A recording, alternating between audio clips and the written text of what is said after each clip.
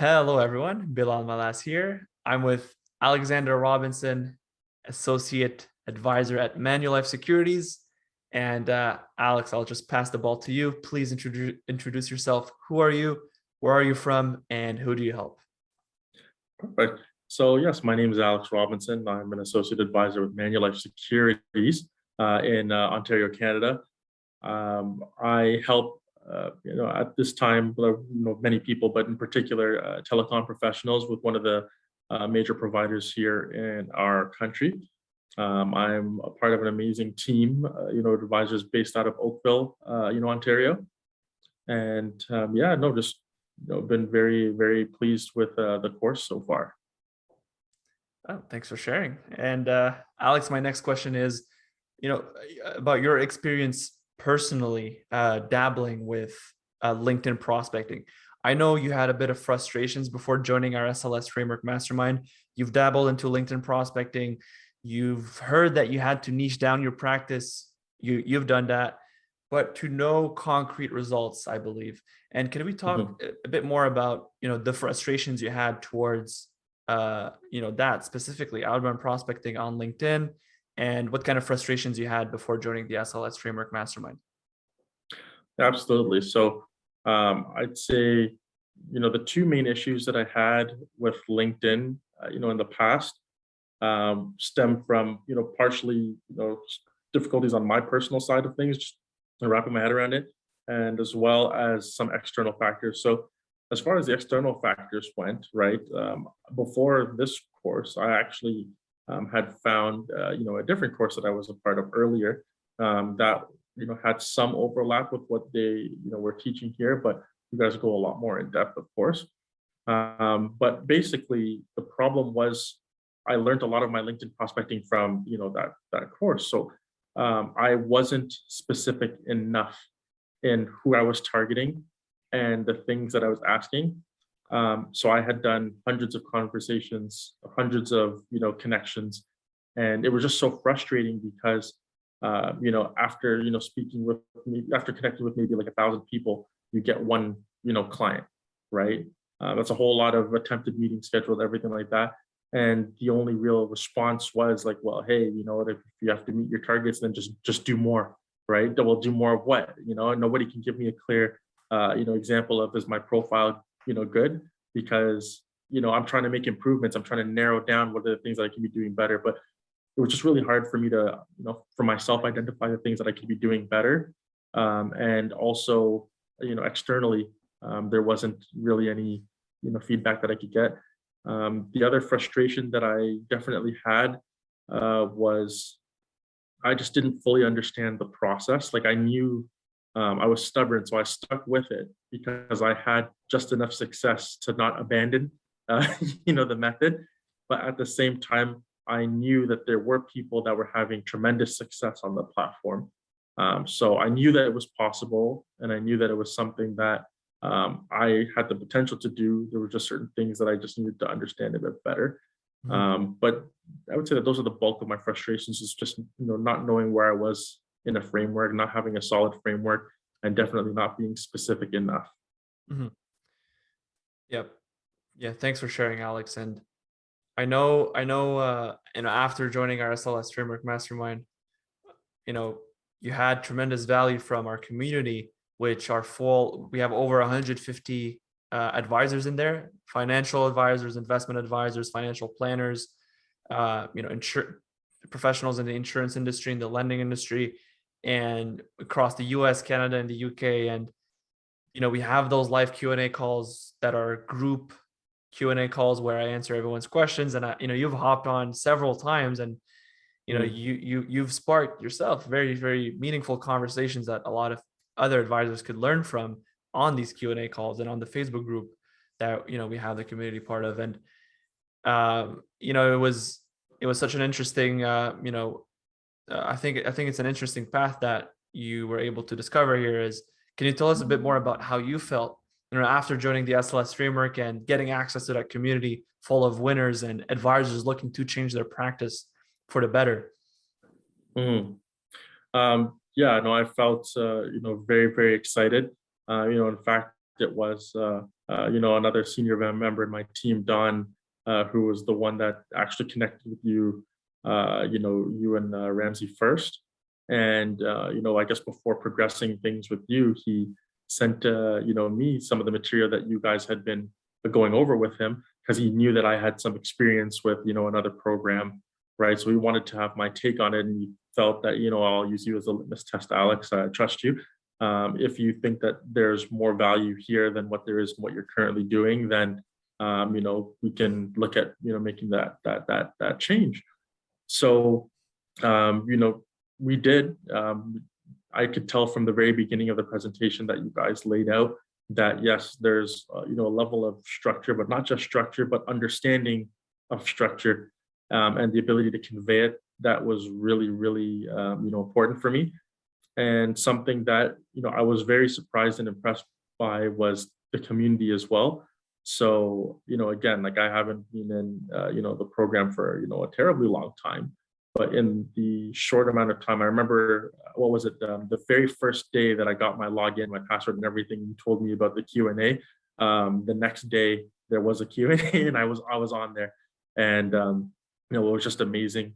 Just to speak with people that had been, doing it at various lengths. So it was a healthy mix, right? Like I've got to talk to people that have been in the program for over 6 months. I've got to talk to people that were, just a little bit further ahead than me.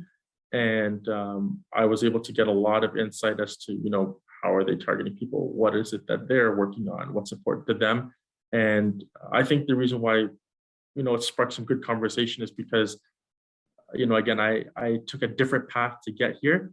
So, I feel like there's certain things that I'm looking for that maybe they haven't realized that they also want to identify.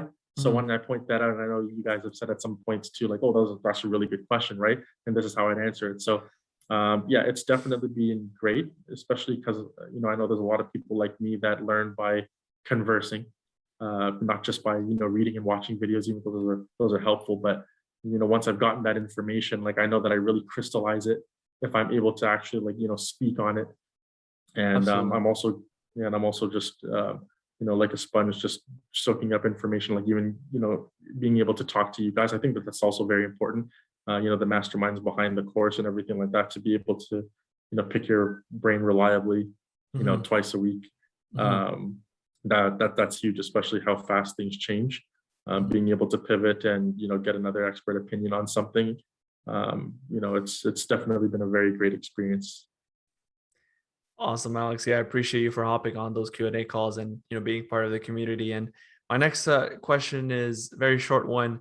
Like, what would you consider to be either a little or a big win since you joined our SLS Framework Mastermind? Okay. Yeah, you know what? I would say, a big win has definitely been, there was a gentleman in the call that was doing a niche that I was thinking of targeting. So I didn't actually end up choosing to go with that niche, but it was one of the two that I had narrowed down where I wanted to start with. So, after, him actually being on one of those community calls, and we got to talk a bit, we ended up, going to Starbucks, and we had like a great, an hour and a half, meeting afterwards, which was amazing. And I mean, he's been swimming in that niche very, very nicely. So again, that's some real value, right? Like, even though I didn't end up choosing that niche, right? So, I mean, it might sound, weird to somebody listening, saying, well, how is he answering the question? How is that a big win if he didn't actually go into that niche? Well, just like I felt like I had so much information that if I wanted to do the niche, I could make it work. But because I was able to get such good information, I was also able to decide that that is not for me the type of niche that I would want to go into. So, and again, I think that was very invaluable, and I got a good professional, colleague out of that. But in terms of something that I was able to, act on is, even the conversations that I've been having over LinkedIn, after joining the program, but still, doing some of the things that I was doing before, just continuing conversations. Those have gone a lot better, and I've generated some meetings. I like to call them resuscitating prospects. Bring some people back from being disinterested possibly or being flaky, Yeah. just by using some of the framework structures that you have in the messaging. So again, there's stuff at all levels that you can apply. But of course, once you understand like all the different pieces and you start putting things together, that's when you start having the really big effects. So yeah. That's awesome, Alex. Thanks for sharing that with me. And yeah, I remember that day clearly. And when you connected with that gentleman to a coffee at Starbucks. And Yeah. uh, Alex, a final question here, a short one and sweet one. What would you say to someone who, an associate advisor, part of a team, if not an agency, a team leader, right? An agency Mhm. owner who leads a team. What would you say to an advisor like that who's on the edge of joining the SLS Framework Mastermind? Um, what I would say is look at it this way. It's for starters, it's a very, very high value add for your organization to do, right? Because what's going to end up happening is like I do believe that LinkedIn is the future, especially with lockdown. Like I don't think this is going to be changing anytime soon. A lot of people now prefer to be reached on LinkedIn, as well. If you haven't formally met them before, but the framework and everything else that is being taught is also exceptional, and it carries over not just with LinkedIn but for all the other social media platforms as well. You get that framework, and then if you are the leader of a team or an organization, it's even more valuable because what you're doing is you're basically empowering the people in your firm underneath you to effectively learn to fish in the post lockdown landscape, right? And there's so many other little things that I could go into that you cover. I don't want to horrendously oversimplify the the amount of learning and material that I've been exposed to even only in the first few weeks. But no, it would be a tremendous value add to do, and especially with the Q&A calls. And there's just so much business being done here. So I think I'll end off by saying this point as well. Depending on who you are and where you are and how long you've been in the business, it might seem like LinkedIn prospecting is optional or something that you can do.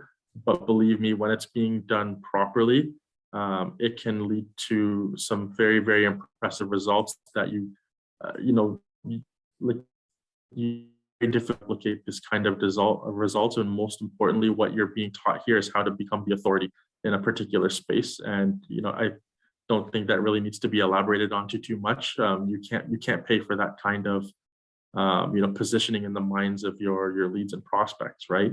So it's very thorough. It's laid out step by step. It's very easy to grasp, and then to have some of the more nuanced areas filled in. You have access to the Q&A sessions where you can hop on, and best of all, there's people in the community that are very, very generous.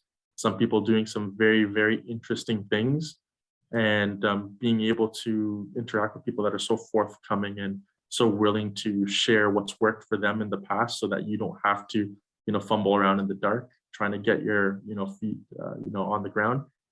It's invaluable. It's invaluable. I would say that it's definitely worth doing.